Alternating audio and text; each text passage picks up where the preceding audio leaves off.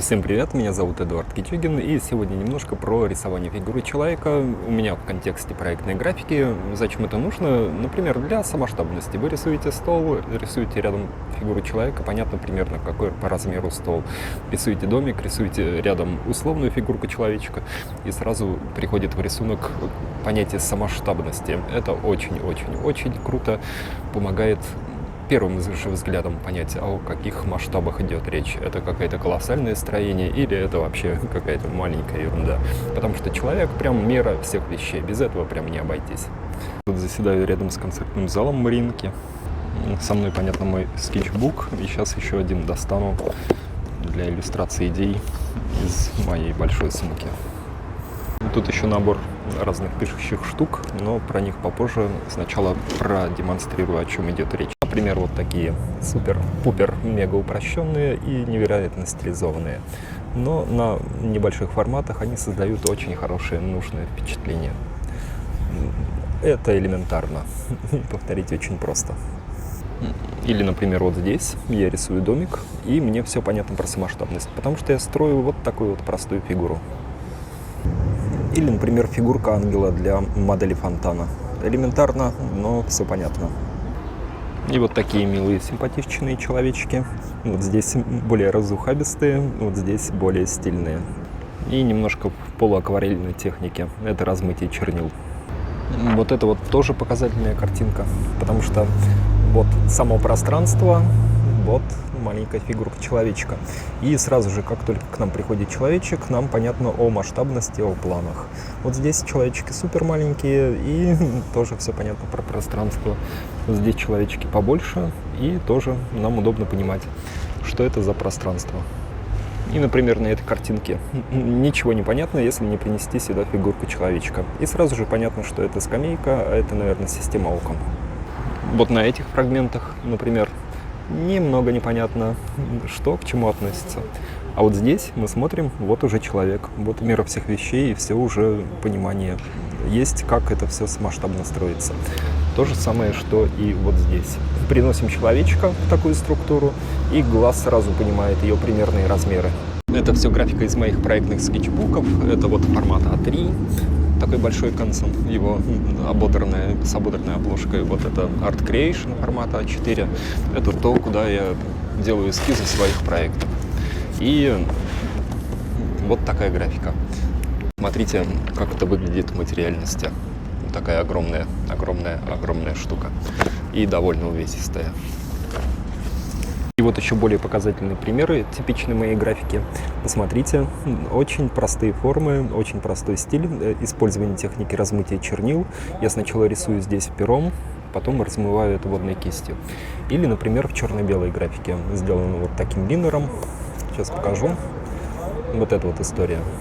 И такие очень стилизованные, очень простые, но дающие понимание о масштабах и пространстве человечки. Очень симпатичные.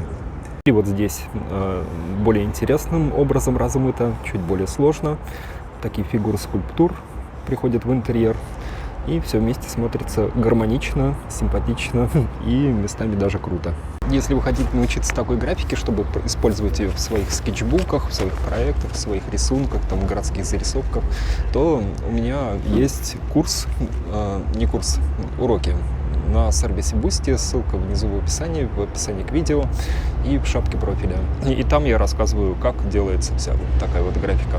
Там набор уроков, где я делюсь той информацией, которая мне приходит в голову или приходит в процессе моей работы, которой я обычно делюсь с коллегами или со своими студентами. Это не такой пошаговый курс, а набор таких многих фрагментов, которые для меня там имеют ценность и которыми я могу поделиться.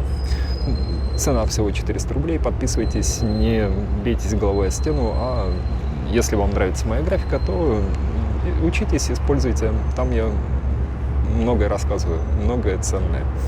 И вот еще один интересный пример, как работает эта графика. То есть все равно все остается супер простым, супер элементарным, но вместе в контексте выглядит хорошо. И это особенности моей графики. Смотрите, например, даже элементарная закорючка, которая почти не похожий на человека, может давать понятие масштабности домика. Или вот это вот элементарная простая штука. И также, например, очень простые лаконичные формы. Вот здесь сидит девушка, вот здесь куст, вот здесь скамейки, которые переходят в место для куста и опираются на отдельные опоры. А вот здесь, например, тоже идея перголы с вазоном, со скамейками, которые имеют раз, два, три опоры и с кустами на фоне. И вот такая вот простая стильная фигура девушки. И также, например, вот здесь, вот с этим разрезом, вот такая вот закорючка, и человечек готов. Такая закорючка, тоже человечек готов. И несмотря на формы простые, в них явно есть настроение, есть стиль. В моем скетчбуке есть и странички наоборот. Если перевернуть, то также можно увидеть простые истории с условными человечками, которые тоже очень хорошо работают для того, чтобы разрабатывать идеи для ландшафтных и архитектурных проектов. Такие человечки супер показывают самоштабность структуры. Вот, например, скамейка, вот, например, стриженный куст, и все это самоштабно в фигуре человека. Мы сразу же можем понять, какие тут размеры, и какие тут размеры, и какие тут размеры, и тут. Все очень удобно. Думаю, пришло время посмотреть немножко про материалы, про инструменты, что у меня тут и как оно работает все вместе.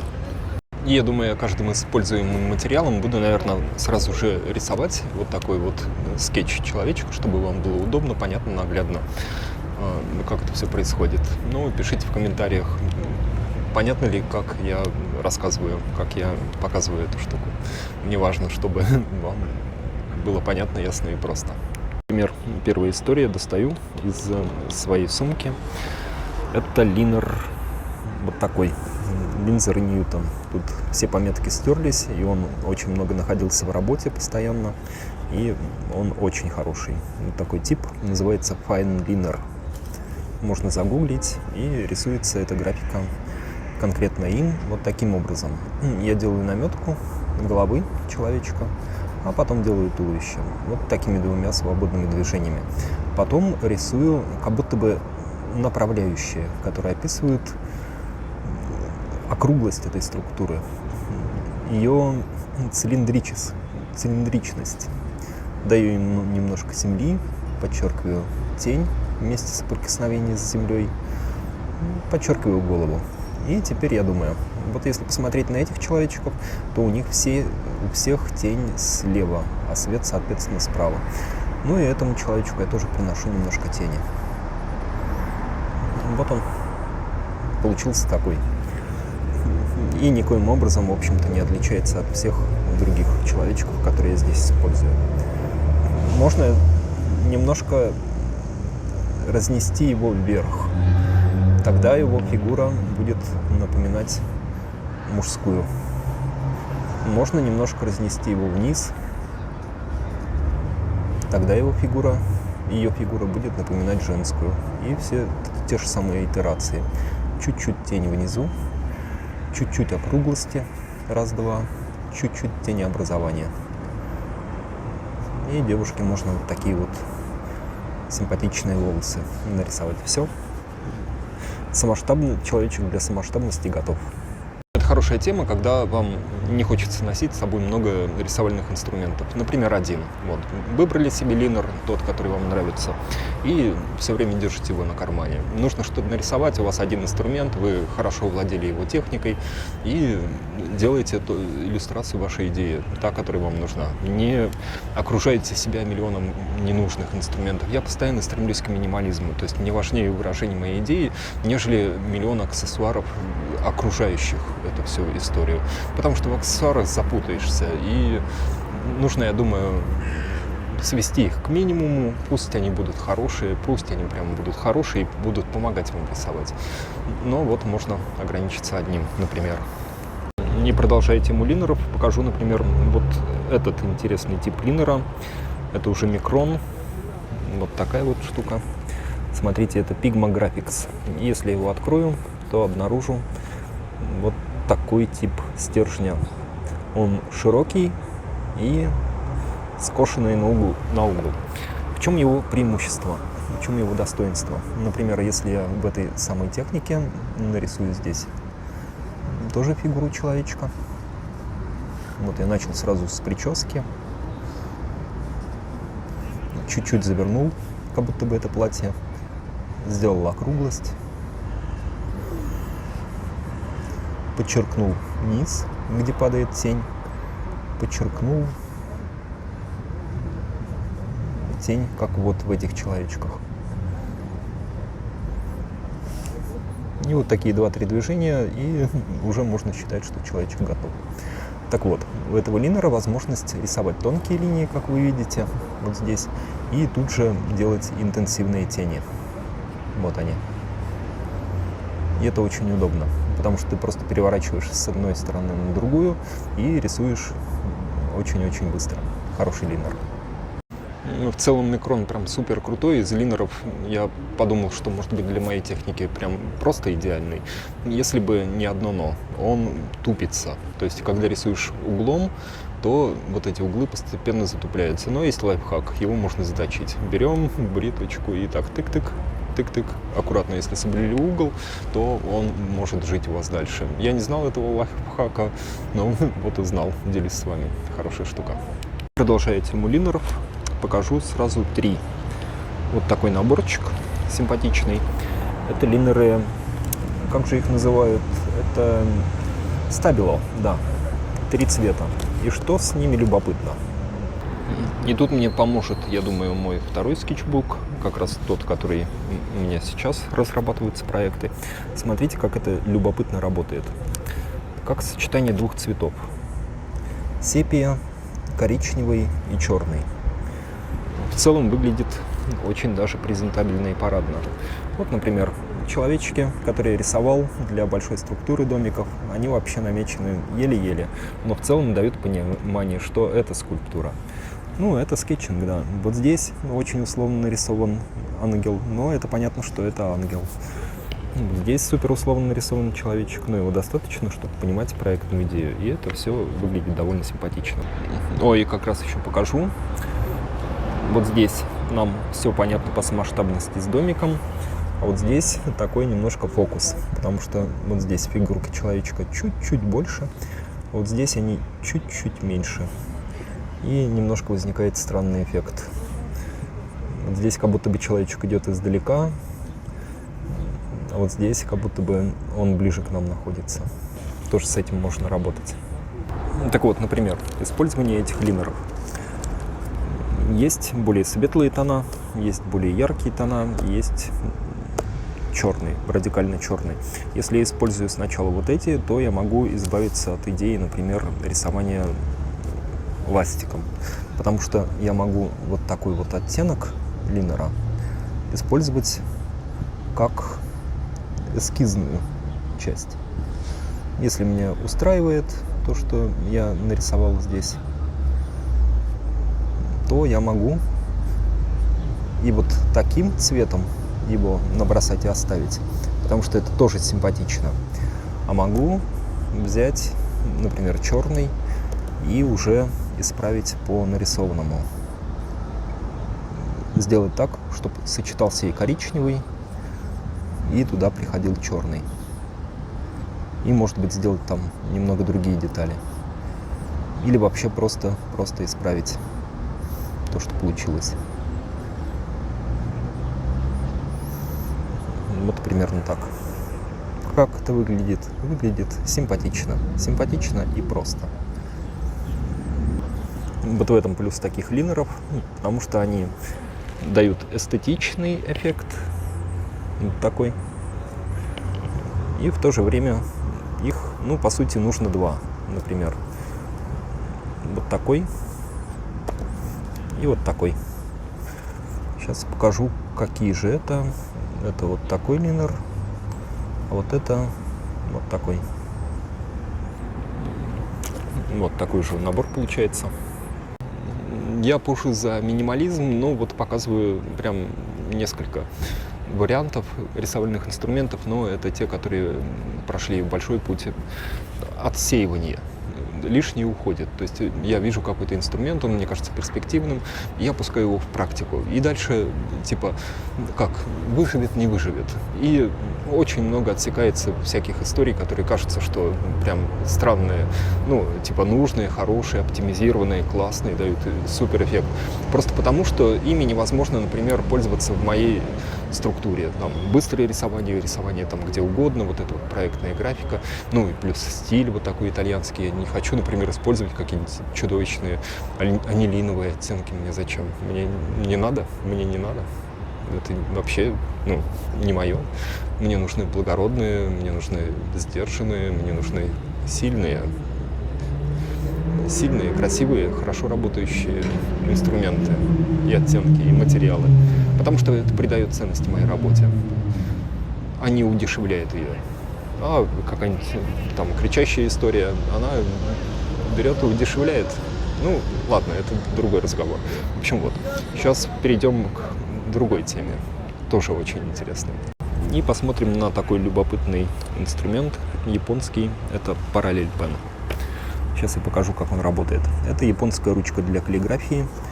У меня размер 3,8 мм. Она такая закрытая и не очень удобная, потому что вот вообще непонятно, почему они здесь не сделали прорезь, почему я не могу ее засунуть так, чтобы она цеплялась, как любой нормальный линер, который удобен. Вот они прям, ну, я не знаю, о чем они думают. И вот эта ручка, она имеет некоторые плюсы, как, например, вот этот линер, который я рассказывал. Она может писать очень тонко боком и очень широко своей вот этой широкой частью. И получается такой эффект. Сейчас покажу. Все вот в этой нашей элементарной структуре. Вот я рисую человечка, рисую ему основу, на которой может стоять, и рисую тень образования, и рисую некоторую округлость, и рисую немного волосы. Вот человечек готов. И видите, как несколькими штрихами, используя вот эти две основные возможности данного инструмента, я и сделал всю эту историю. Ну, то есть супер удобно. Если бы еще носить ее было бы удобно, то цены этому инструменту не было бы, я думаю. В общем, мне очень нравится. И если использовать его в сочетании с размытием чернил, например, сейчас покажу, каким образом, то можно получать интересные акварельные эффекты. Чтобы размывать чернила, у нас есть вот такое вот устройство, называется аквабраш. И с водорастворимыми чернилами оно делает вот такую штуку. Приношу туда воды, и чернила растворяются и дают интересный акварельный эффект. Просто на раз-два. Очень быстро, очень симпатично, очень эскизно. И точно так же сделаны вот здесь эти эффекты. И вот здесь. Ну, я довольно часто использую этот стиль. Размытие чернил — супер тема. То есть нужны две ручки. Одна, например, ну, любая, которая может писать чернилами водорастворимыми. В данном случае у меня это Parallel Pen. Parallel Pen работает отлично. То есть он может сразу же делать тонкие штрихи, широкие штрихи, и это работает супер-пупер. А если мы потом еще приносим туда размытие водной кистью, то вообще все работает прекрасно. И еще один инструмент у меня из сумки. Это ручка. Я себе еще не купил нормальную перьевую ручку, потому что прошлую свою ламе я подарил. И все еще думаю, выбираю, какую мне купить. Ну, в принципе, нужно дойти до магазина, я уже понял и выбрал. А здесь я для примера брал самую дешевую перьевую ручку, которую нашел в магазине, не помню, какой, кажется, Комус. И эта ручка вот такая. Вот так она странно называется. В общем, вот. Стоит 145 рублей. Перо выглядит вот так. Ну, немножко странно оно выглядит. Но как перьевая ручка тоже очень хороша. Ну, то есть намного лучше, чем там шариковые или гелевые или еще что-нибудь. Потому что перьевые ручки, они дают определенную эстетику. Если с этой эстетикой научиться обращаться, то рисунки вырастают по эффектности, ну, прям сильно. То есть ты ничего не делаешь дополнительного, а эффектность от твоих рисунков растет. Вот так работает нормальный, правильный инструмент. И, собственно, с этой историей все то же самое. Мы берем берем и рисуем какой-то эскиз, состоящий из человечка, такого суперусловного. Делаем ему объем, делаем ему тенеобразование. Вот такое. Делаем ему что-то в виде то ли шляпы, то ли прически. Приносим туда чуть-чуть аквабраш, чуть размываем. И вот он, простенький, стильненький, стоит, выпятил грудь, смотрит куда-то вдали. Все эти эффекты, они работают как на такой, например, бумаге канценовской, так и на вот этом Art Creation, в моем блокноте. Вот так выглядит, а Canson выглядит, ой-ой-ой, уже не знаю как. Кажется, там где-то оставалось сейчас обложки, вот так. Ну и у Canson в оригинале вот такая же хорошая твердая обложка. Это параллель пен, вот он, это линеры Micron, это No Name какая-то ручка перьевая, но перьевая, это аквабраш, это линеры Winsor & Newton, это линеры, как их называют, Stabilo, и это снова линеры Micron. Вот такой вот наборчик. Но если вы хотите научиться рисовать в таком стиле графики, как вы видите, он простой, эффектный, довольно ясный, доступный и супер практичный, то уроки у меня на сервисе Boosty. 400 рублей в месяц, ссылка внизу в описании к видео и в шапке профиля. Да. Приходите, подписывайтесь. У нас в Петербурге жара, я езжу по разным локациям, сейчас нахожусь рядом с концертным залом Мариинского театра. Вот он весь заставлен баннерами. За мной площадь с амфитеатром. Ну, довольно удобный локейшн, если перескакиваешь сюда на моноколесе, можно покатать круги. Погода огонь, но, честно говоря, уже немножко расплавился мозг. Я спасаюсь кофе и тенью, и тем, что делаю свои видосы. В общем, меня зовут Эдуард Кичигин. Если вам понравилось, ставьте лайк, подписывайтесь на канал. Внизу в описании к видео много моих обучающих видео по ландшафтному скетчингу, архитектурному скетчингу, скетчингу в путешествиях. Там можно порыться и найти для себя много. Например, есть плейлисты для простых рисунков для начинающих. И нужно покликать, посмотреть, выбрать себе что-то и повторять. Смотреть видос, повторять, снова смотреть видос, повторять. Хороший способ научиться рисовать. А если нужно все четенько, прямо по алгоритмам, то мой сервис Boosty.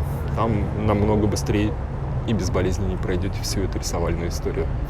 Всем хорошего дня, всем чао-чао. Пишите, понятно ли было все вот с этим условным рисованием человечков. Получается ли все? Дело-то, вон, там полминуты, как видите. Ну, в общем, моя графика построена на таких вот любопытных, эстетичных фокусах. Всем чао-чао, хорошего дня.